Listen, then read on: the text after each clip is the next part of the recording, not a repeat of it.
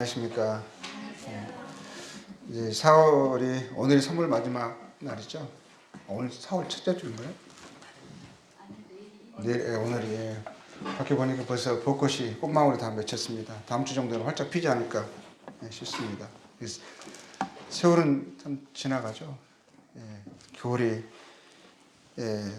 계속 지나가지 않고 계속 있을 것 같더니 또 겨울은 지나가고 또 봄이 돼서 또 꽃이 피고 저는 봄에 이렇게 보면 모든 게 앙상하잖아요. 이제 봄 바로 되기 전에.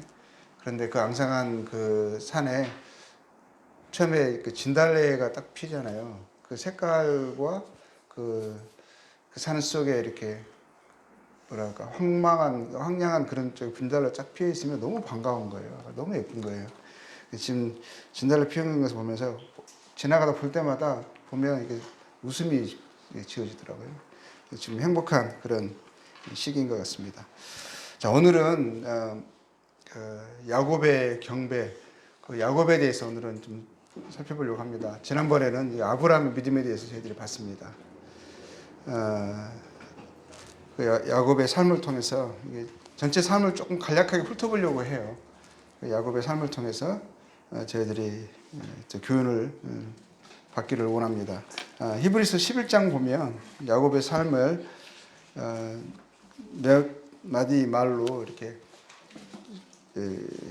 결론 짓고 정리하면서 그 삶을 이렇게 평가하는 모습이 나옵니다. 11장 보면 11장 9절에부터 몇 구절 야곱이 포함되어 있는 말씀을 보면서 그 이후에 야곱의 전체 삶을 함께 살펴보도록 하겠습니다. 11장 9절에 보면은요.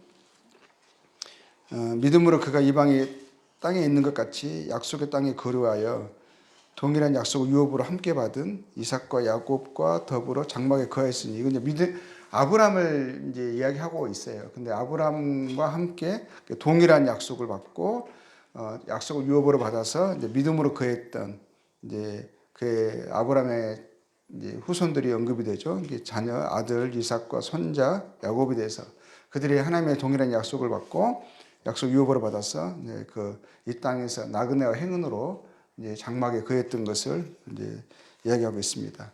그리고 이제 16절에 보면 13절에 먼저 보겠습니다.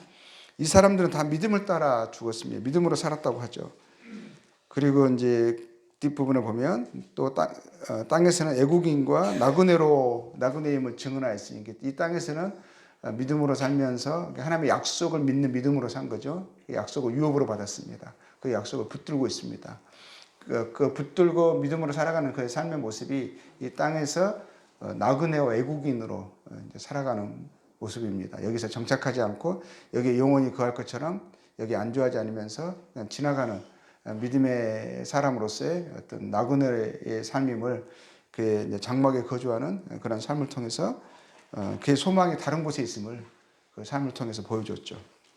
그 16절에 보면 그들이 이건 이제 야곱에 포함이 되는 거죠. 아브라함, 이삭, 야곱인데 그들이 이제는 더 나은 본향을 사모하니 곧 하늘에 있는 것이라. 그러니까 하늘에 있는 본향을 사모하고 살아갔죠. 그랬기 때문에 이 땅에서는 나그네와 행인, 외국인으로 이제 살아갔던 거죠.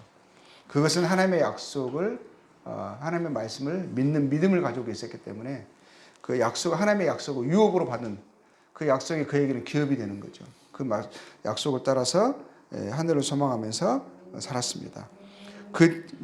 이름으로 되어 있어요. 16절에 하나님이 그들의 하나님이라 일컬음 받으심을 부끄러워하지 아니하시고 그들 위해 한 성을 예비하셨느니라. 그러니까 하나님이 그들을 보시고 부끄러워하지 아니하셨다는 거예요. 하나님이 그들의 하나님이신 것을 자랑하신 거예요. 긍지를 가지고 계십니다. 그들을 보면서 봐라. 내가 이들의 하나님이다. 하나님이 그들을 통해서 부끄러움이 아니라 자랑이 되시는 거예요. 왜냐하면 그들은 하나님의 말씀을 믿는 믿음으로 살았거든요. 이 땅의 삶이 전부가 아니고 지나가는 것이고 그들이 많은 우여곡절과 많은 어려움들이 있었지만 그들의 믿음이 하나님의 말씀에 있었습니다. 그러면서 하나님이 그들을 보면서 긍지를 가지시는 거죠. 나는 저들의 하나님이다. 그들에게도 하나님이 자랑이셨죠. 그래서 하나님도 그들에게 자랑이 되는 거죠. 저희들도 참 그러한 삶이 되어졌으면 좋겠습니다. 또 그런 믿음의 21절 보겠습니다. 야곱이 마지막으로 죽을 때에 어떤 모습인가? 믿음으로 되어 있죠. 믿음은 하나님의 약속을 유업으로 받은 그 하나님의 약속을 사실로 인식하고 그래서 그 말씀을 쫓아 살아간 거죠. 하나님께서 그들에게 한 성을 예비하셨다 말씀하셨습니다. 하늘의 도성이시죠. 하늘을 바라보고 하늘의 본향을 생각하면서 그걸 향하는 나그네 길이었던 거죠. 그래서 그 믿음으로 살았어요. 야곱은 죽을 때에 요셉의 아들들에게 축복하고 그 지팡이 머리에 의지하여서 경배하였으며 지팡이 머리에 의지해서 침대 머리맡 지팡이 그가 평생 이제 그가 나중에는 이스라엘 그 가나안 땅에 다시 돌아오면서 그가 그 환도뼈 이 뼈가 이 골반뼈 환도뼈가 어긋납니다. 그 뒤로부터는 계속 지팡이에 의지해서 절뚝거리며 살았거든요. 근데 그의 약함이었죠. 근데 그 지팡이 머리에 의지해서 하나님을 경배하는 것을 보게 됩니다. 그의 믿음의 삶을 종합하면서요. 하나님이 그의 하나님이라 일컬음 받으심을 기뻐하셨죠. 부끄러워하지 아니하셨어요. 저들이 나를 섬긴다고 하는데 참 부끄럽다. 나를 믿는다고 하는데 참 안타깝다. 이게 아니라 오히려 그냥 긍지가 되실 만큼.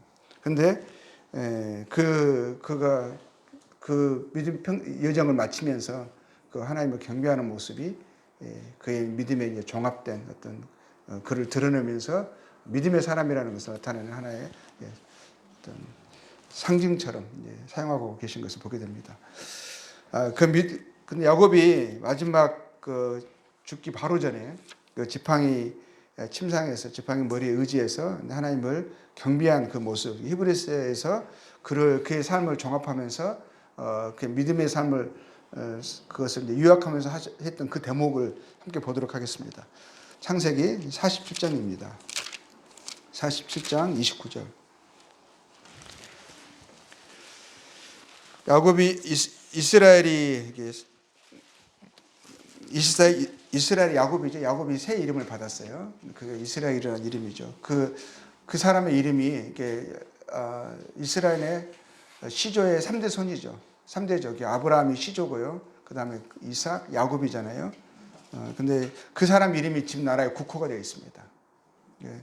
이스라엘이 야곱이 죽을 날이 가까움에 그의 아들 요셉을 불러 그에게 이르되 이젠 내가 네게 은혜를 입었거든 청하노니 네 손을 내 허벅지 아래에 넣고 인애와 성실함으로 내게 행하여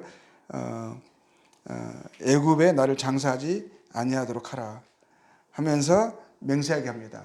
자기의 시신을 자기가 죽으면 그 시신을 여기에 애굽에 장사하지 말고 이집트에 장사하지 말고 하나님께서 그에게 약속하신 그 약속의 땅 가나안의 조상의 묘지에 자신을 이렇게 장사할 것을 부탁을 하죠.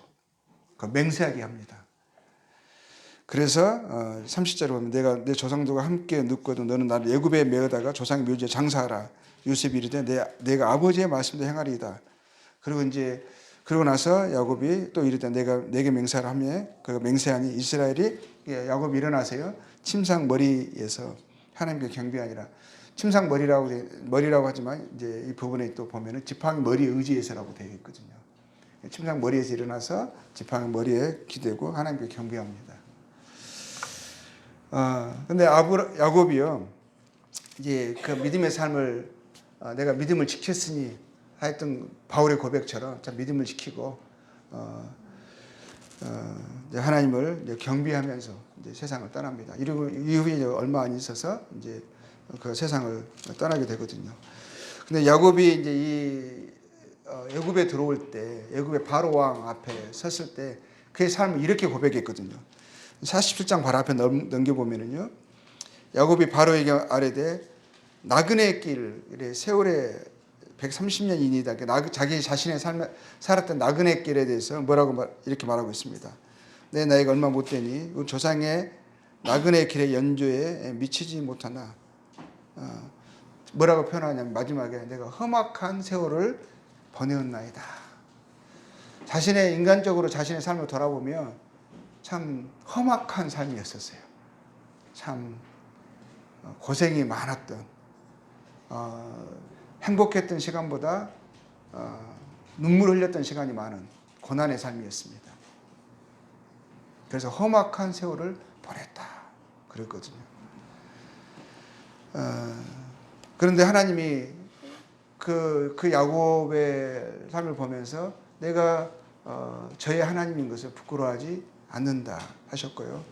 야곱의 삶을 믿음의 삶으로 하나님이 그를 높이시는 것을 우리가 보게 됩니다. 근데 야곱이 삶을 보면은요, 그가 그렇게 하나님을 높이는, 그가 정말 부끄러움이 없는, 우리가 생각하는 하나님이 자랑하신 만큼 그렇게 성공적인, 참 귀감이 되는 삶을 살았나? 겉에서 보잖아요. 참 내가 나라면 저 사람에 대해서 긍지를 느낄 만한, 본을 쫓을 만한, 겉에서 봤을 때는 부러울 만한, 나도 저렇게 살아야지라고 할 만한, 그렇게 되기를 원합니다라고 할 만한 그런 삶이었을까? 그렇지 못한 것 같거든요. 야곱의 삶은 태어날 때부터요, 심지어 어머니 뱃속에 있을 때부터 참 갈등과 다툼과 시기에 그 역경의 삶이 뱃속에서부터 시작이 됐어요. 뱃속에서요, 그 아버지가 이삭이죠. 엄마가 리브가입니다. 이들이 결혼하고 나서 20년 동안 얘를 갖지 못했어요. 20년 동안 애가 없다가 드디어 이삭의 나이 60세 때에 아이를 뵀거든요. 리브가가. 근데 쌍둥이를 뵀습니다. 그런데 뱃속에서부터요, 이 두 아이가 막 투닥거리면서 엄청 싸우는 거예요. 얼마나 심각했으면 그것을 가지고 하나님께 나아갔겠어요. 뱃속의 아이들 전쟁이 난리가 난 거예요, 뱃속에서. 그래가지고 막 그것을 가지고 마음이, 리브가가 너무 힘들어서, 힘들 때 어떻게 했습니까? 하나님께 가지고 나갔습니다. 가지고 나가, 하나님 지금 도대체 이거 무슨 일입니까? 왜 이렇습니까? 하고 하나님께 묻죠. 그러니까 하나님이 그때 뭐라고 말씀하시냐면, 이제 하나님이 하실 일에 대해서 이제 그 리브가에게 큰 자가 어린 자를 섬기리라 하는 말씀을 하세요. 되어질 일을 말씀하신 거죠. 그게 하나님 하실 일이지만 이게 이제 또 그 갈등의 또 불씨가 되는 거죠. 그래서 리브가의 마음 속에는 큰 자가 어린 자를 섬기리라. 그래서 어린 자, 이 야곱에 대해서 그래서 하나님의 약속이 있기 때문에 리브가는 어릴 때부터 야곱을 사랑했어요. 하나님의 약속을 믿는 믿음 때문에 그랬겠죠. 그런데 그러면 자연적으로 생각하면 야곱이 먼저 태어나면 갈등은 사라지는 거거든요. 근데 갈등이 시작이 되죠. 태어났는데 그 쌍둥이 형 에서가 먼저 태어나요. 그 야곱은 얼마나 안타까웠으면 그 태어나면서 그 형의 발꿈치를 잡고 태어납니다. 그래서 그 이름이 야곱이거든요. 발꿈치를 잡았다고 해서. 그러니까 실질적인 장자의 권리는 누구에게 있습니까? 에서에게 있어요. 그런데 살아가는데 에서는요, 하나님의 약속에 관심이 없어요. 이 세상의 것에 좋고요. 그리고 또 들사람이라고 했거든요. 그러니까 사람들도 뭐 힘도 있고 또 뭐 활발하고 적극적이고 이래서요, 세상에 살아가는데 아주 뭐 능한 사람이죠. 지금 MBTI로 하면은 그 E였겠죠. 적극적인 E의 활동. 야곱은 I였습니다. 그런데 이런 존재인데, 그런데 야곱이 생각하기로 하나님의 약속에 관심 있는 처가 장자로 태어나서 자동적으로는 이 에서에게 가거든요. 근데 또 이삭은 또 뭐냐면, 이삭은 또 그 리브가를 통해 하나님의 말씀을, 큰 자가 어린 자를 섬기라는 그 말씀을 듣고 마음에 둬야 되거든요. 그런데 나중에는 이삭이 좀 분별을 잃어버려요. 그러니까 눈이 멀었다라는 것은 좀 분별을 잃거든요. 그래가지고 에서가 해주는, 사장 가서 가져온 그 고기로 해주는 음식을 아주 맛있게 좋아하는 거예요. 그래서 그것을 인해서 에서를 사랑했다 이런 말을 하거든요. 근데 리브가는 야곱을 사랑했죠. 왜 사랑했겠어요? 성향이 같아서 그런 것이 아니라 하나님의 말씀, 큰 자가 어린 자를 섬기려는 그 말씀을 마음에 품고 있었기 때문에 하나님의 약속을 붙들고 있었기 때문에 리브가가 에서가 아니 야곱을 사랑하지 않았나 싶습니다. 그런데 이 에서는 하나님의 약속에 관심이 없고 완전히 세상의 방식으로 살고 그리고 아내를 얻는데 그 가나안 땅의 그 헷족 속의 그 여인들을 얻습니다. 그러니까 하나님께 관심도 없고 약속은 뭐 고사하고 관심도 없어요. 세상의 방식대로 그냥 세상 사람으로 살아갑니다. 똑같은 부모의 교육을 받고 살아도 이렇게 완전히 달라요. 흙과 백이에요. 그런데 야곱은 항상 하나님의 약속이 그 마음에 있죠. 그리고 야곱과 이삭을 뒤를 이어서 하나님의 약속을 자기가 받기를 원하는 거거든요. 그 장자의 명분, 하나님의 그 보내실 그 씨가 자기의 후손으로 오기를 원하는 거거든요. 하나님의 약속에 참여하기를 원하는 거거든요. 근데 자동적으로 되어지는 것은 에서에게 있거든요. 장자의 권세는. 그래서 야곱이 그 마음의 강함이 어떻게 표현되냐면 에서가 사냥하고 와서 배고플 때 그 순간을 포착을 해가지고 팥죽을 끓이고 있다가 에서가 와서 배고파 기진맥진해서 온 거죠. 그래가지고 팥죽 끓이고 있으니까 오자마자 딱 뭐 먹음직스럽게 보일 거 아니에요. 보니까 빨리 한 그릇 주라고 하니까 그 순간을 이용해서 야곱이 장자의 명분을 팔아라. 그럼 내가 이거 주겠다 하니까 에서가 뭐라 해요? 지금 배고파 죽게 생겼는데 장자의 명분 그까짓 게 무슨 유익이 있어? 가져 하면서 팥죽 한 그릇과 바꿔버려요. 그래서 그때 이제 에서에 대해서 하는 말이 그가 장자의 명분을 가볍게 여겼더라 이렇게 나오거든요. 그러니까 하나님의 약속을 그 믿음을 가볍게 여긴 거예요. 믿음의 사람이 아닌 거죠. 그러니까 하나님의 말씀 그것에 대해서 가치를 두지 않는 거예요.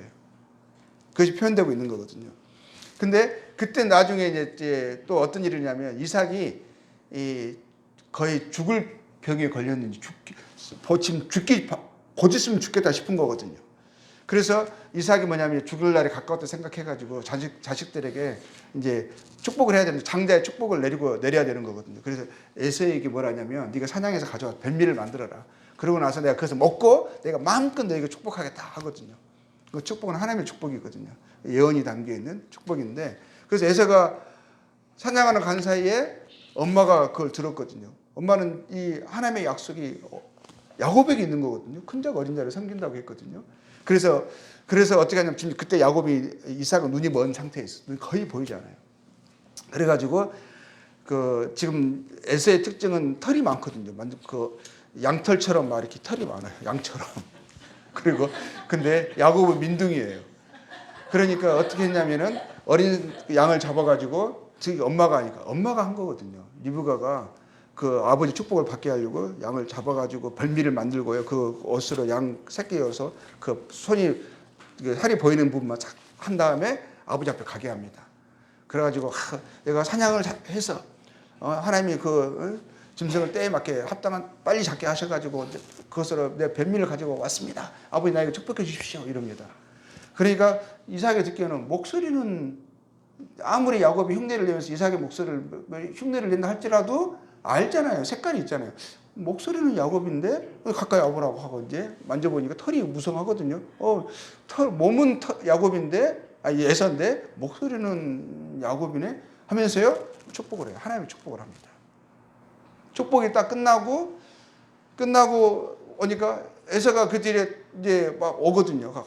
음식 만들어가지고 딱 아버지 날 축복해 주세요 합니다. 근데 에서가 갑자기 왜 하나님의 그 야곱의 축복을 원하겠어요? 그가 원했던 축복은 이 땅의 축복이거든요. 아버지 장자권 야곱보다 자기가 더 많이 갖고 그리고 아버지 마음껏 축복해서 이 세상에서 잘 먹고 잘 살고 뭐 풍요롭게 살고 싶은 그걸 아버지한테 권리를 이제 받고 그런 축복을 원한 거거든요. 그런데 보니까 축복하라 그러니까 나 금방 축복했는데 너 누구야? 그러니까 저 에서인데 금방 딱 아는 거죠. 야곱이 이삭이 압니다. 금방 뭐라고 말하냐면 네 동생 야곱이 와서 속여서 너에게 주려고 했던 축복을 그가 받았다 합니다. 속였다는 말을 해요. 속였죠. 그런 거죠. 그러면 어떻게 되겠어요? 그러니까 에서가 울면서 아버지 그래도 나에게 축복하셔야죠 합니다. 그러잖아요. 근데 이삭이 축복을 안 해요. 내가 줄 축복은 야곱이 받았다. 이미 받았다. 그러니까 아버지 나를 축복할 축복이 남아있지 않습니까? 울며 불며 소리치면서 울며 불면서 막 원하거든요. 그런데 축복하지 않아요. 그리고 오히려 네가 그의 종이 될 것이고 야곱이 주인이 될 것이다. 이렇게 말합니다. 왜냐하면 그것은 하나님의 축복이었거든요. 하나님이 야곱에게 계획하셨던 그것들이 결국에는 이삭이 순간 분별을 잃어버리고 하마터면 이제 큰일 잘못을 할 뻔했지만 하나님 차관 그걸 통해서 축복을 받아야 할 사람이 하나님의 사람이 축복을 받게 하신 거죠. 그러니까 그걸 야곱은 이제 하나님의 축복을 받았어요. 장자의 명분을 받았고요. 그렇지만 그것을 이제 지금 에서가 이제 분노하는 거죠. 그가 생각한 분노는 내가 못 받았다 이거예요. 분노해가지고 뭐냐면 아버지 곧 돌아가시거든요. 돌아가시는 날 너 야곱 너 죽었어. 일을 갑니다. 근데 그것을 속으로만 생각한 게 아니라 사람들이 떠벌린 것 같아요. 근데 그 떠벌리는 소리를 리브가가 들었거든요. 이러다가 자식 둘 다 잃게 생겼잖아요. 그래서 어떻게 하냐면 리브가가 야곱을 불러가지고 자기 이제 밧단 아람 하란이죠. 하란이 이제 그때 이제 이름이 또 밧단 아람이라고 이제 불려졌거든요. 그래서 거기가 이제 오빠가 라반이 살고 있고 이제 거기서 아브라함이 온 거잖아요. 그래서 거기로 이제 라반의 집으로 오빠의 집으로 보내는 거거든요. 거기 가면 거기서 이제 너의 이제 아내를 내가 이 가나안 이 딸 이삭 에서의 그 부인들이 얘들 때문에 내가 살기가 나 힘들어졌다. 정말 사는 거 지긋지긋하다. 더 이상 너는 여기 여인들을 너는 얻어서는 안 된다. 그러면서 이제 그 오빠의 집에 가서 이제 그 라반의 이제 자녀들에 대해서 그거를 이제 아내로 얻을 것을 말합니다. 그때는 이제 다 그렇게 했었어요. 그게 왜냐면 그래서 믿음의 이제 사람이고 그래도 하나님의 계보가 있는 그들에게 가서 이제 아내를 얻으라고 보내죠. 이삭도 함께 보냅니다. 같이 해가지고 이제 쉽게 말하면은 아내를 얻고자 하는 명분으로 보내는 것 같거든요. 근데 리브가의 내막은 뭐죠? 이 에서의 계략을 알기 때문에 그걸 에서의 살기 위협에서 피신시켜서 지금 보내는 거거든요. 그래서 에서가 좀 잠잠해지면 상황을 보면은 이제 내가 너를 부르겠다 그런 거거든요. 다시 부르겠다. 그런데 신기한 것은 에서의 그 살기 위협이 앉아야 되잖아요. 그러면 이삭이 죽고 나서 그런 거잖아요. 근데 이삭이 안 죽어. 죽을 줄 알았거든요. 근데 안 죽어요. 그래가지고 다시 회복이 돼요. 그래가지고 언제까지 사냐면 리브가보다 더 오래 살아고 그래요. 그러니까 리브가가 먼저 죽거든요. 그러니까 이삭이 다시 건강히 회복돼서 살고 그래서 틀림없이 그 중간에 사람을 보내서 또 에서도 마음이 그 살기 위협이 이제 가라앉았을 거예요. 그 사람을 보내서 이제 야곱을 불러오려고 사람을 보냈을 거예요. 근데 야곱이 올 수 있는 상황이 아니에요. 왜 그랬어요? 거기서 라헬을 만났거든요. 라헬에게 폭 빠져가지고 라헬을 향해서 뭘 하냐면 7년의 노동을 약속을 합니다. 그리고 그는 엄청난 금액이거든요. 근데 그만큼 라헬을 사랑한 거예요. 라헬을 가치를 둔 거죠. 그러니까 7년을 약속을 하고 드디어 7년은 근데 뭐라고 해야 되냐면 며칠처럼 여긴 거예요. 그냥 너무 라헬을 사랑했기 때문에 그게 빠져가지고 그 나이를 보면서 아무리 힘들고 해도 날만 보면은 그냥 싹 사라지는 겁니다. 그래가지고 그것을 7년을 며칠로 여겼다고 돼 있어요. 그래가지고 드디어 첫날 밤이 됐어요. 그래 기다리는 그날 들어가는 잔치하고 이제 첫날 밤 딱 들어가고 막 그 7년 얼마나 사랑한 여인이에요. 품에 딱 안았습니다. 아침에 일어나 보니까 라헬이 아니야. 레아예요. 레아. 그러니까 이거 노발 아침에 이 품었다가 했겠죠. 이게 왜냐하면 뭐라고 됐냐면 레아는요 시력이 약하고 그렇게 되어 있거든요. 한번 볼까요? 어디가 우리가 어디에 나오죠? 그 부분이 30장에 나오거든요. 아니 그 29장에 나와요. 굳이 이걸 29장 17절에 보면 내 아는 시력이 약하고 라헬은 곱고 아립다우니. 그러니까 시력이 약한 거 곱고 아립다운 거 비교가 되잖아요. 그러니까 시력이 약하다. 그러니까 눈이 안 좋다 이게 아니라 그것보다는 이게 라헬의 곱고 아립다운 것과 반대되는 것을 이야기한 거거든요. 그러니까 시력이 약한 거 인물이 좋지 않은 거죠. 그리고 또 시력이 약해서 눈이 강조가 된 거 보면 눈이 약간 사팔뜨기였지 않았을까.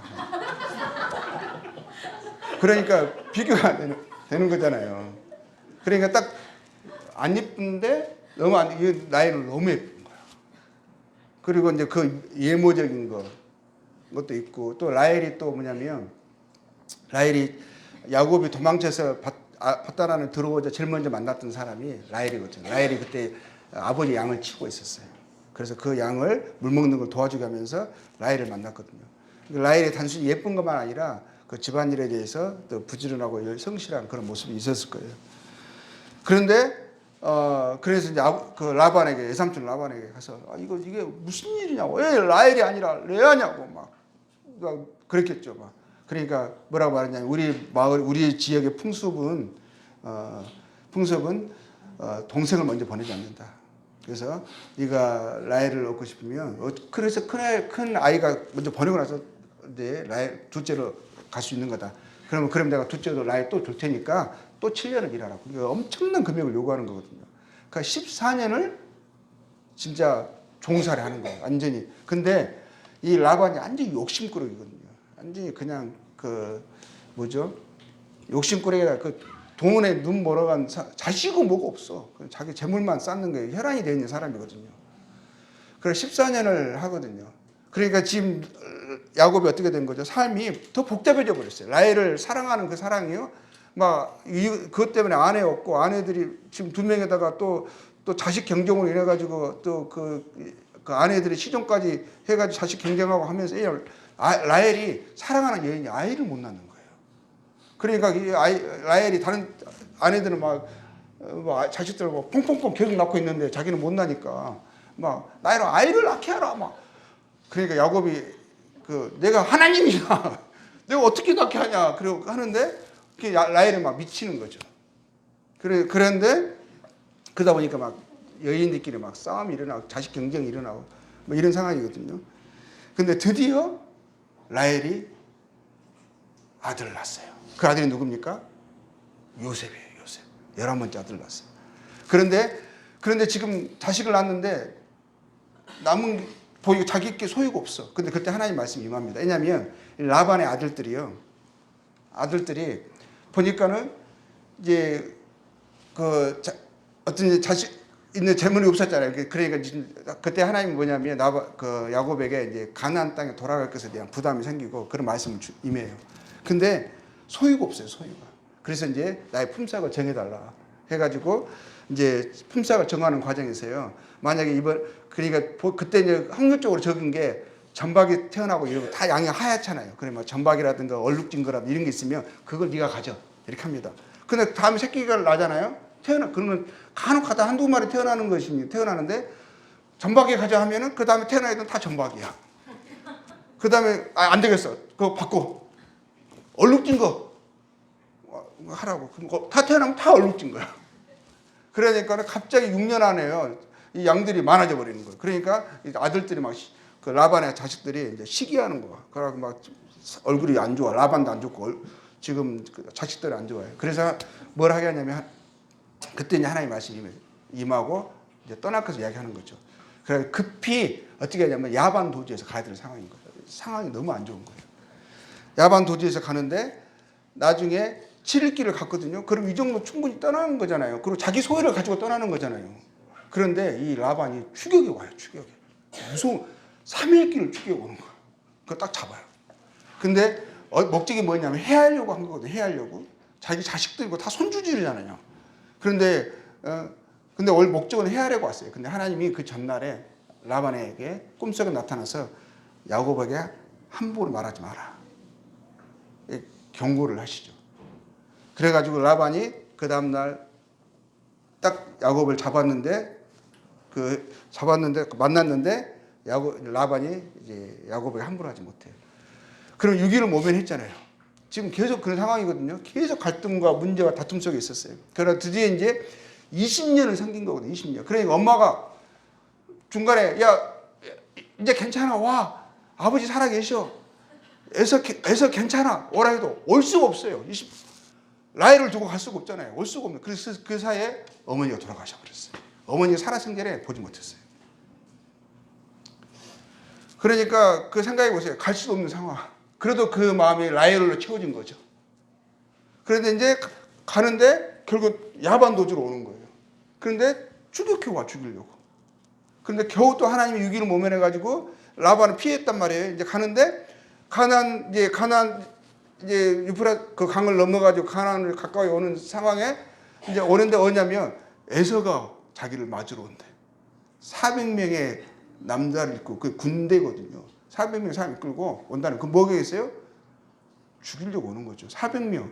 그래서 야곱이 어떻게 생각하겠어요? 400명을 끌고 온다? 나 끝났구나. 야곱이 그때 막 심히 두려워했다고 되어 있어요. 심히 두려워 떨면서요. 그때 뭐냐면 하나님께 막 미친 듯이 매달립니다. 그게 어느 사건이에요? 분이엘에서 하나님의 사랑을 씨름을 하잖아요. 하나님과 씨름을 하면서요. 막 나에게 축복하소서. 막 하나님이 새벽 되면 이제 얼굴을 보면 안 되거든요. 근데 보통 얼굴 하나 대면하면 죽는다고 되어 있잖아요. 새벽 때에서 이제 해가 떠오르려 하는데 안 나가지고 근데 그러면서 그에게 이제 이스라엘이라는 이름을 주죠. 하나님과 다퉜다 하면서 그의 이 환도뼈를 살짝 칩니다. 그래서 절개되죠. 그래서 그때 하나님이 그에게 이제 그 축복의 말씀이 또 다시 임하고요. 근데 그 말씀이요. 처음에 야곱이 가나안을 떠나서 아버지를 떠나서 이제 가는 길에 밧단 아람으로 가는 길에 그 베델에서 꿈을 꾸다가 하나님의 음성을 듣죠. 근데 그 약속의 말씀을 듣습니다. 근데 그 약속의 말씀이요. 아브라함과 이삭에게 했던 동일한 말씀을 야곱이 받아요. 근데 그 야곱이 위기 속에 있을 때마다 또 그가 라반과 있다가 가나안을 보내려고 할 때 또 그 분이엘에서 그 상황마다 하나님 그에게 나타나셔 하셨던 말씀이 다 그 말씀이 포함되어 있어요. 야곱이 처음 들었던 그 약속의 말씀이 항상 반복돼서 나옵니다. 그리고 조금 더 확장돼서 나와요. 그런 식이거든요. 그리고 이제 그날 밤에 왔는데 근데 에서가 왔는데 400명 끌고 왔으면서 와가지고 뭐 라반처럼 그렇게 막 다투는 모습이 없어요. 왜냐하면 그냥 서로 막 껴안고 웁니다. 근데 거기에서 하나님이 라반에게는 그에게 나타나셔가지고 야곱에게 함부로 하지 말라라는 말씀을 하신 것이 나오지만 에서에게는 안 나오거든요. 근데 에서도 틀림없이 그러셨을 거예요. 400명 끌고 왔다는 것은 뭐예요? 그냥 쓸어버리려고 온 거거든요. 그런데 막상 안 오고 그렇게 그럼 혼자 몇 명만 와도 되는데 400명 끌고 와가지고 껴안을 이유가 뭐가 있겠어요? 근데 하나님이 말씀하신 거죠. 그렇게 하지 말라고 하셨던 거죠. 그래 위기를 또 모면한 거잖아요. 그래가지고 이제 완전히 또 하나님이 또 벗어나게 하신 거, 살게 하신 거거든요. 그러고 나서 또 이제 오는데 이제 강 건너기 전에 요단강 건너기죠. 마음이 안심하고 장막을 딱 치고 이제 그것이 숫꽃이라는 것입니다. 장막을 딱 치고 이제 한숨 돌린 거죠. 이제 살았다 싶은데 딸이 하나 있었어요. 딸이 누구냐면 디나예요. 디나. 딸이 오죠. 그 마을이 있으니까 숫꽃이 있으니 그 마을에 도시 구경 이게 항상 촌뛰기였잖아요. 뭐를 보니까 막 있고 막 그러거든요. 근데 또 야곱의 아들이잖아요. 또 예뻐. 그래가지고 거기서 강간을 당해버려요. 딸이. 그러니까 그 동생 그 오빠들이 화가 났어요. 근데 겁탈을 당하는데 그 겁탈을 한 사람이 이 세겜이라는 사람이거든요. 근데 이 디나를 너무 좋아해. 그리고 막 아버지한테 나 이 여자 결혼을 해야겠다고 아니면 나 죽게 생겼다고. 그러니까 아버지가 와가지고 어떻게 해서든지 야곱하고 디나를 우리에게 주라. 우리가 서로 사돈 관계 맺으면 서로에게 좋은 거 아니냐 막 합니다. 그래가지고 그래서 요구했던 것은 이제 누구 죽이려고 하는 거 시몬과 그 레위가 디나의 오빠거든요. 뭘 하냐면 너희 다 할례 받아야 된다고. 우리는 할례 오는 족속과 관계하지 않는다. 요낙 사랑하니까 지금 그게 중요해요. 그것만 받으면 되는 거니까 할례 받으면 못 움직이잖아요. 며칠 좀 아파서 못 움직이거든요. 그 상황에 시므온과 레위가요 남자들 다 죽여버려요. 죽여버리고 어떻게 되겠어요? 아니 전쟁이 일어나 버린 거잖아요. 그러니까 야곱이요 딸이 그것에 속상하긴 해. 근데 지금 가족이 전멸된 위기가 당긴 거예요. 왜냐하면 그것에 인해서 주변의 사람들이 연합국도 일어나가요. 완전히 지금 전멸될 수 있는 상황이거든요. 그러니까 야곱이 막 아들을 오히려 호통을 쳐요. 오히려 우리를 더 힘들게 만들어버렸다. 우리는 이제 끝났다 싶은 거거든요. 근데 하나님 또 그게 나타나셔가지고 염려하지 말고 베델로 올라가라 하십니다. 베델은 그가 처음에 떠날 때 하나님의 음성을 하나님이 그에게 약속하셨던 곳이잖아요. 베델에 올라가고요. 베델에 올라가서 그 집안에 있었던 모든 사람들에게 마음을 이제 그것을 청결하게 합니다. 우상을 다 모아서 거두고요. 그것을 이제 묻고 이제 올라가서 이제 아버지를 향해서 갑니다. 아버지가 헤브론에 있습니다. 그러면 그 가는 헤브론을 지나가기 위해서 어디를 건너가죠? 이제 베들레헴을 지나서 가야 되는 거거든요. 베들레헴이 이제 좀 조금 높아요. 베들레헴을 가는 길에 어떤 일이 나요? 그의 사랑하는 라헬이 베냐민을 낳다가 죽습니다. 문제의 문제잖아요. 보세요. 베냐민을 낳다가 죽어요. 근데 거기서 야곱이요. 베냐민 누구요? 라헬을 길가에 묻습니다. 베들레헴 그 도시 입구에 그 길가에 묻어요. 그리고 그의 길을 계속합니다. 그 사랑하는 아내를 묻습니다. 조금 더 가서 또 무슨 일이 생기는 줄 아세요? 그의 큰아들 장자 루벤이요. 뭘 하는 줄 아세요? 그의 그 야곱의 그 라헬의 시녀 비라 통관을 해버려요. 엄마를 겁탈한 거거든요. 그런 일이 또 일어나요. 야곱이 그걸 압니다. 그리고 그러면서 또 이제 이삭이 헤브론에 갔습니다. 그리고 조금 있다가 이삭이 죽습니다. 에서와 함께 이제 하고요. 그리고 그의 사랑하는 아들 중에서 누구죠? 라헬의 흔적. 그 라헬 때문에 20년을 거기 있었던 거잖아요. 14년 그리고 20년 가까이 있었던 어머니 죽음도 못 본 자기의 삶에 지금까지 유래였었고요. 힘이었었고 살아갈 동력이었고 그런 라헬이 길가에서 다 와가지고 죽어버린 거잖아요. 애 낳고 베냐민 태어났어요. 베냐민 낳고 죽은 거거든요. 그랬는데 그래서 요셉에게 얼마나 마음이 있었겠습니까? 요셉을 누구보다도 사랑했습니다. 근데 그 요셉이요 어떤 일이 생겨나죠? 짐승에 찢겨 죽었어요. 야곱은 그렇게 알고 있는 거예요. 형들이 팔아버렸지만 형들이 그 애굽의 노예로 팔아버렸지만 야곱은 모르잖아요. 야곱은 보니까 짐승에 찢겨 죽은 줄 알고 있어요. 요셉까지 죽어버렸어요. 요셉까지. 그리고요 또 나중에 가뭄이 들어요. 그 지역에 가뭄이 들어가 가뭄이 전 세계적인 가뭄이에요. 가뭄인데 그 식량이 떨어져서 먹을 것이 없게 되는 상황인데 소문에 애굽에는 식량이 있더라 이런 말을 듣습니다. 그 자식들을요 식량을 사기 위해서 다 보냅니다. 한 사람이 더 가야지 더 많이 가져올 수 있으니까 다 보내는데 안 보내는 아들이 있어요. 누구는 안 보내죠? 베냐민은 안 보내요. 베냐민은 또 라헬의 마지막 요셉을 대체한 마지막 존재자. 라헬의 자식들이 2명 있잖아요. 베냐민은 요셉만큼 사랑하지 않았을 거예요. 왜냐하면 베냐민 때문에 죽었으니까. 그런데 요셉이 죽어버렸어. 그래 어떻게 됐어요? 베냐민에게 모든 마음이 베냐민의 생명과 야곱의 생명이 연결되어 있었다고 유다가 나중에 말하거든요. 그래서 베냐민을 남겨놓고 보냅니다. 그런데 애굽의 총리가 누구죠? 요셉이잖아요. 형들이 왔어요. 그 앞에 무릎을 꿇고요. 식량을 이렇게 식량을 도와달라고 이렇게 요청을 합니다. 사겠다고. 요셉은 압니다. 형들은 몰라. 설마 요셉이 애굽의 총리가 됐을 거라고 어떻게 꿈에나 상상을 했겠어요. 근데 통역 쓰고 근데 요셉은 그들이 하는 말을 다 듣죠. 근데 그 요셉이 꼬치꼬치 물어봐요. 내 아버지는 살아 계시냐? 물어봅니다. 그리고 네 가족들을 물어봐요. 물어보고 네 동생은 잘 있냐? 이게 너무 구체적인 질문을 하니까 막 말을 한 거예요. 그 나중에 가서 딱 뭐라고 하냐면 너희들은 청탕꾼이야, 간첩들이야. 그러면서 갑자기 잘 물어보다가 갑자기 간첩이라고 하니까 뭐라고 그러냐면 내가 너희들이 말이 사실인지 아닌지 알아보기 위해서는 네 했던 대로 네 마지막 막내 동생 데려와 합니다. 네 막내 동생 데려오면 내가 네 말들이 사실이라는 것을 내가 알아서 내가 보내줄게 하면서 볼모로 시몬을 딱 잡아놔요. 잡아놓고 딱 가거든요. 그러니까 이제 야곱이 야곱에게 그런 거야. 그 베냐민을 데려오라 합니다.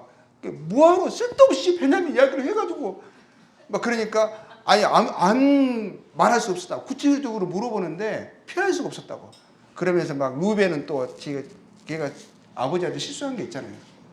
그러니까 뭐라 하냐면 아버지 베냐민 데려가야만 음식을 구할 수가 있는데 내 자식을 내가 안 데려오면 시몬 안 데려오면 내 자식을 2명 죽이라고.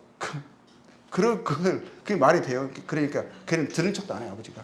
유다가 딱 그럽니다. 유다가 뭐라고 하냐면 이는 어차피 우리가 베냐민을 안 데려가면 다 죽는다고. 양식을 얻을 수가 없지 않냐고. 그래서 내가 책임지겠다고. 그러면서 그 말이 설득력이 있었어요.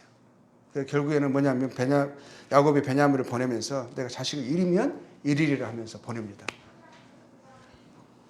그리고 이제 가서 이제 스토리는 다 알죠. 요셉이 이제 베냐민을 보고 그 감정을 억제하지 못하고 또 형들이 그 대해서 이제 그 전에도 이제 그 자기가 잘못했고 그때 요셉이 그렇게 애통에 애절해 할 때 우리가 그 마음을 듣고 그렇게 했어야 되는데 팔아버렸다. 우리가 너무 심했다. 그리고 아버지의 그동안 눈물과 고통 우리가 보지 않았느냐. 더 이상 이제 베냐민까지 이룰 수 없다 하는 그런 형들의 그 연합된 마음이 있었거든요. 그래서 결국에는 나중에 이제 베냐민을 보고 왔을 때 이제 요셉 자신의 이제 정체를 드러내고 그러면서 형들이 막 두려워하는 거죠. 벌벌 떱니다.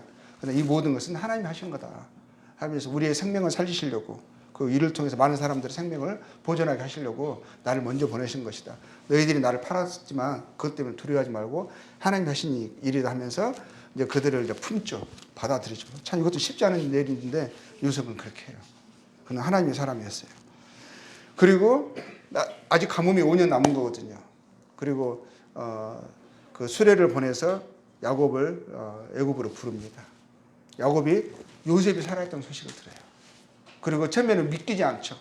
근데 요셉이 보낸 그 수레를 보면서 이제 그것을 이제 믿게 되어지고 감사하게 되어지고 그리고 이제 근데 애굽에 떠나는 게 맞나 싶습니다. 왜냐하면 이 가나안 땅이 약속의 땅이거든요. 그럴 때 하나님의 말씀이 임해요.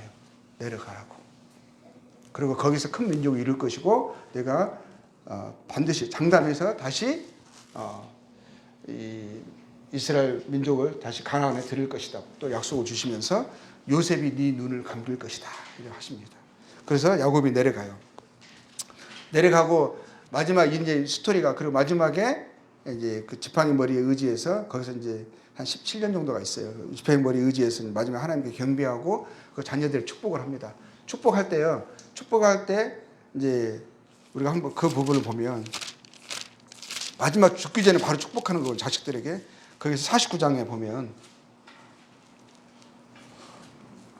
49장 10절에 보면 이런 말씀이 있어요. 그러니까 유다를 축복하는 하나씩 축복을 하거든요. 10절에 보면 그 규는 왕의 지팡이를 이야기하는 거예요. 유다를 떠나지 아니하며 통치자의 지팡이가 그 발 사이에 떠나지 아니하기를 실로가 오시기까지 누구를 이야기하는 거죠? 오실 그분을 이야기하는 거예요. 아브라함에 말씀하셨던 그 이삭에게 말씀하셨던 그 야곱 자신에게 하나님 약속하시는 그 씨를 실로라고 이야기하고 있죠. 오시기까지 이르니 그에게 모든 백성이 복종하리로다. 또 이렇게 말하고 18절에서는 여호와여 나는 주의 구원을 기다리나이다. 이 모든 것이 결국 야곱은 누구를 보고 있었던 거죠? 오실 그분을 보고 있었죠. 그러면서 그 하나님께 경배하고 감사하면서 이제 그의 마지막 생을 믿음의 삶을 이제 종결하고 하나님께 약속하신 그 번영을 향해서 이제 나아간 것을 보게 됩니다. 자, 우리가 이것을 이야기를 이제 전체 야곱의 삶을 봤습니다. 그의 삶이 내가 좀 험악한 세월을 살았나이다. 그렇게 말할 만하지 않습니까? 평탄한 삶이 아니었었어요. 믿음의 삶인데. 근데 그런 상황 속에마다 위기마다 그는 어떻게 했었죠? 특징이 하나님을 구했습니다. 하나님을 찾았습니다. 그는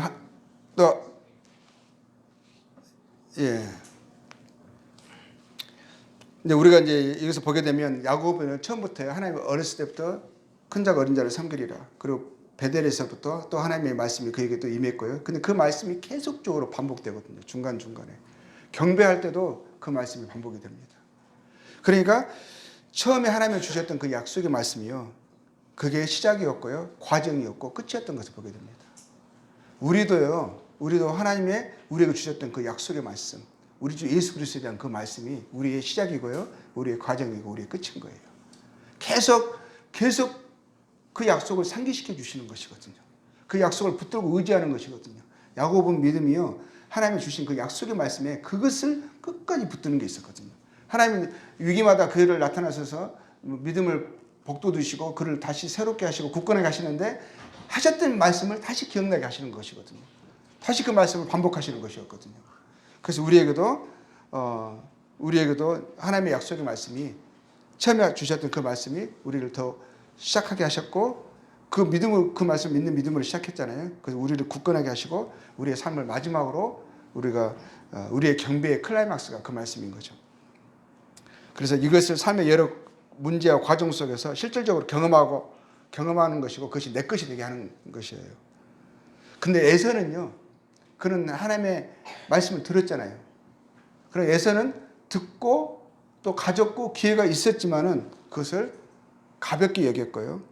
그러므로 결국 얻지 못했어요. 있던 것도 잃어버렸어요. 그리고 그는 부모의 근심, 믿음의 부모의 근심을 샀죠. 가나안의 아내들을 취하고요. 그러니까 이삭과 리브가가 자기 아내들로 인해서 근심하는 거 보면서, 그래서 야곱을 심지어 바단 아람에 보내는 것을 보면서요, 이거 아내들이 문제인가 해가지고 이스마엘 또 딸들도 취하거든요. 이게 문제를 이해를 못하는 거예요. 뭐냐면 에서의 마음은 이 땅에 있었거든요. 땅에. 그러니까 땅의 관점으로 보니까 그 믿음의 삶, 하늘 본향을 이야기하는, 하나님의 약속, 씨를 이야기하는, 오실 실로를 이야기하는, 이게 이해가 됐겠습니까? 그러니까 에서는 마음이 세상의 관점인 거예요. 육신의 관점인 거예요. 이해를 못해요. 그는 들었지만 그게 자기의 가치가 없었던 거였거든요. 이 땅의 축복을요, 이 땅의 것을 즐거워하고 만족하고 그것을 그는 또 다 가졌어요. 그도 그의 축복을 받았어요. 그는 자식을 더 많이 낳았어요. 보면은 에서의 자녀들에 대한 장이 쭉 나오거든요. 자녀도 많이 낳고, 족속들이요, 에서의 자녀들이 다 왕이 돼요. 족장들이 돼요.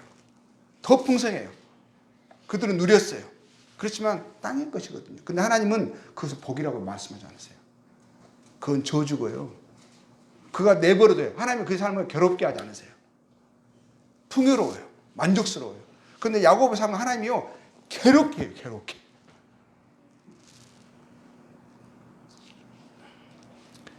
하나님이 오히려 믿음의 사람들을요, 좋아하는 거, 우리가 어떻게 보면 좋아하는 거 있잖아요. 육신이 좋아하고 세상은 우리도 모르게 쫓아가잖아요. 야곱은 하나님이 처음에 복을 말씀 들었을 때, 장자의 명분, 이거 복을 들었을 때 야곱이 그 복을 오해했었어요. 이게 땅의 것으로 생각을 했었어요. 그래서 베델에 하나님이 나타나셨을 때 그가 하나님께 한 소원이 있어요. 소원을 보면 완전 땅의 것들이에요. 왜냐하면 하나님 나를 보호해 주시면, 한번 봐볼까요? 베델을 떠날 때 보면, 어떻게 보면은 과관이에요. 과관 28장 보면은요. 그래서 하나님 나타나셔가지고 땅의 복을 이야기하셨거든요. 복을 이야기하시고 14절에서 그러잖아요. 네 자손으로 말미암아 복을 얻으리라, 막 복을 이야기하죠. 그러니까 이 야곱이 20절에 보면은 뭐라고 하냐면, 야곱이 서원하여 이르되 하나님 나와 함께 계셔서 내가 가는 이 길에서 나를 지키시고, 나를 지켜달라는 거죠. 먹을 것과 입을 옷을 주시오. 이 복이 다 뭐죠? 그리고 내가 평안히 아버지 집으로 돌아가게 하시고, 그러면 여호와께서 나의 하나님이 되실 것이오. 내가 기둥으로 세운 이 돌이 하나님의 집이 될 것이오. 하나님께서 내게 주신 모든 것이 10분의 1을 내가 반드시 하나님께 드리리라. 하나님이 야곱에게 10분의 1을 받으려면 하나님이 야곱을 잘해 주셔야 돼. 먹을 것도 주고 입을 것도 입혀주고 평안히 돌아오고 지켜줘야 돼. 그러면 내가 하나님을 믿는다는 거잖아요. 나의 하나님이 된다고 하는 거잖아요. 그럼 하나님 잘 안 해주시면 10분의 1을 못 받으셔. 그러니까 뭐냐면 야곱에게서 여전히 복의 개념이 이 땅에 속해 있었던 거죠. 그러니까 라헬을 보고 그게 나엘의 삶의 의미가 되고 목적이 돼버리고, 그리고 나엘이 이제 근데 그 하나님 그것을 또 가져가셔버려요. 주지 않고 가져가셔버리고, 그리고 나엘을 또 그 요셉이 또 마음에 또 가잖아요. 근데 요셉이 또 없어져 버려요. 사라져 버려요. 또 그리고 베냐민 붙들고 있는데 베냐민도 하나님 어떻게 하죠? 보내게 만들어 버려요. 그때 내가 나중에 일이면 일이라 그 삶을 계속 간섭하시고 개입하시고 막 짓누르시는 거예요. 근데 에서는 만사형통이야. 하나님이 내버려 두셔. 마음도 아버지가 막 엄마가 막 나를 슬퍼해? 왜 그러세요 저분들? 감을 못 잡아. 감을.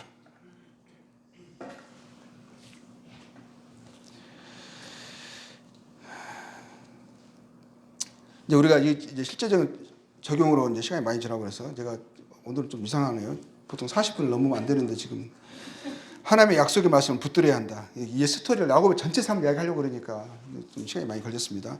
하나님의 약속의 말씀 우리가 야곱처럼 붙들어야 돼요. 그리고 기억해야 돼요. 그리고 문제가 있을 때는 그 문제를 가지고 하나님께 나가야 돼요. 리브가가 뱃속에 문제가 있을 때 어떻게 했어요? 하나님께 갖고 나가서 물어보시잖아요. 야곱도 문제가 있으면 하나님께 물어봐요. 하나님을 찾아요. 품삯을 10번이나 바꿨거든요. 라반이. 바꿀 때 싸우지 않았어요. 하나님께 물어봤어요. 하나님께 맡겼어요. 우리도요. 우리가 그리스도 예수 안에 약속을 우리가 기억하고 그걸 붙들어야 되죠. 그리고 불합리나 억울함 속에서 하나님을 우리가 의지해야 합니다. 하나님의 말씀 믿음으로 우리가 살아야 되는 것이죠. 두려움이나 환경에 밀려서 하나님으로부터 오는 확신이나 평안이 없을 때 그것을 환경을 내가 바꾸려고 하면 안 돼요. 하나님의 의지하고 하나님의 그것을 말씀이 있을 때 그 평안 가운데서 말씀을 순종함으로 되어지는 것이죠. 그걸 유괴와 두려움이 있을 때 하나님께 나가서 하나님 붙듭니다. 하나님께 씨름하는 거예요. 그래서 하나님 말씀 임할 때까지 하나님 놓지 않는 거예요.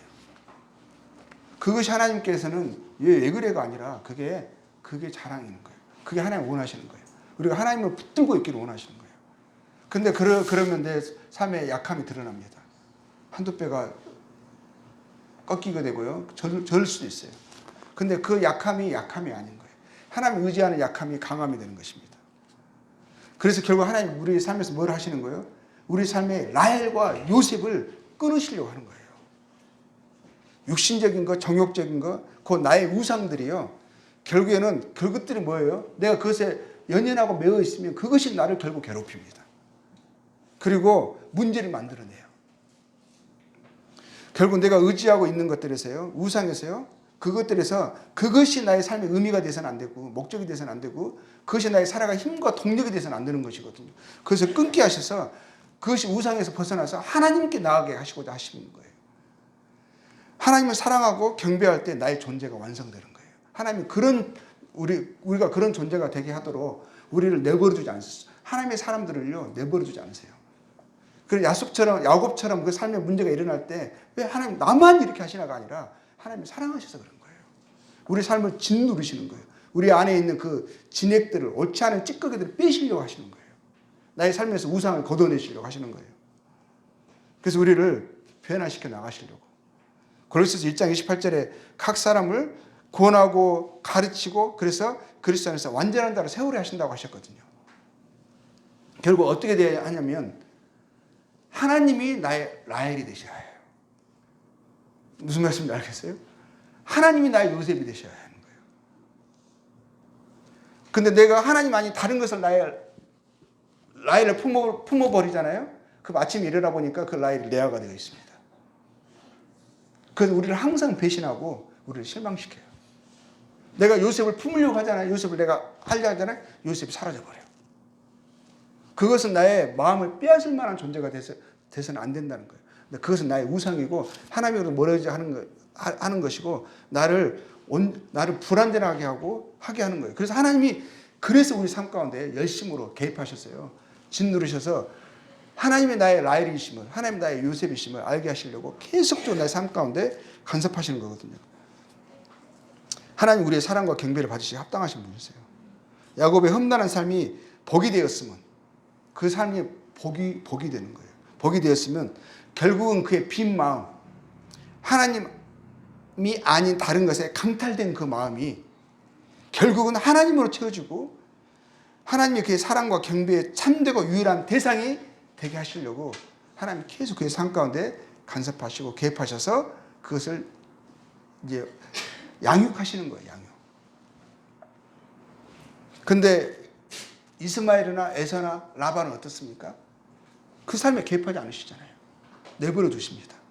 평안합니다. 그들은 세상이 원하는 것을 쫓아가고요. 세상이 원하는 것을 얻습니다. 그래도 그의 마음은 평안합니다. 하나님 내버려 두지 않으세요. 아니 내버려 두세요. 근데 야곱은 하나님의 사람이잖아요. 하나님의 약속이 그 마음속에 있는 사람이잖아요. 그래서 그를 하나님의 사람으로서 하나님이 열심과 성실하심으로 계속 그의 삶 가운데 일하시고 결국에는 하나님이 거짓 우상들이, 거짓 신들이 그가 라헬이나 요셉 같은 우상들을 제거하게 하시고 하나님이 그의 삶의 중심이 되는 것을, 참 사랑이 되는 것을 보게 됩니다. 우리가 지난번에 봤었죠. 아브라함에게 뭐 했었죠? 이삭 드리게 하시잖아요. 그리고 하나님이 네가 이제야 나를 경외하는 줄 아노라. 이제야 네가 나를 사랑하는 줄 아노라. 하나님 우리의 사랑을, 우리에게 모든 것을 주시고 사랑하셨거든요. 근데 그 사랑을 우리가 알고 그 사랑으로 하나님을 사랑하기 원하시는 거예요. 그게 우리의 존재의 목적이시거든요. 예, 그래서 이제 마지막에 성도의 삶의 복은 하나님이시기 때문에 그의 마음과 삶의 중심을 차지하고 있던 거짓 복, 허상, 우상들을 제거하시고 하나님으로 충만하게 하신 일을 하나님이 계속해 나가십니다. 하나님이 사랑하는 성도님들과 제 삶 가운데서 계속 하나님을 알게 하시고 하나님을 채우시는 일을 계속 이루시고 우리는 마침내 하나님으로 가득한 마음과 삶으로 지팡이 머리에 의지해서 하나님을 높이는 결말로 하나님 앞에 섰으면 합니다. 하나님은 사랑하는 그의 성도들을 내버려두지 아니하시고 그의 일을 여전히 성실하게 하고 계십니다. 빌립보서 1장 6절에 너희 안에 착한 일을 시작하신 지가 그리스도 예수의 날까지 이루실 줄을 우리가 확신한다 하셨어요. 로마서 8장 28절에서는 우리가 알거니와 하나님을 사랑하는 자 곧 그 뜻대로 부르심을 입은 자들에게 모든 것을 합력하여 선을 이루신다 하셨거든요. 하나님이 감사한 것은 우리를 내버려두지 않으실 것입니다. 우리의 그 라헬과 요셉을 물리치시고 마침내 그분이 우리의 라헬과 요셉이 되게 하실 것입니다. 하나님이 성실하심과 부지런하심에 우리를 놓지 않으심에 우리 삶은 험악할 수 있어요. 근데 우리 마음은 점점 하나님 나라가 확장돼 나갈 것입니다. 예, 감사합니다.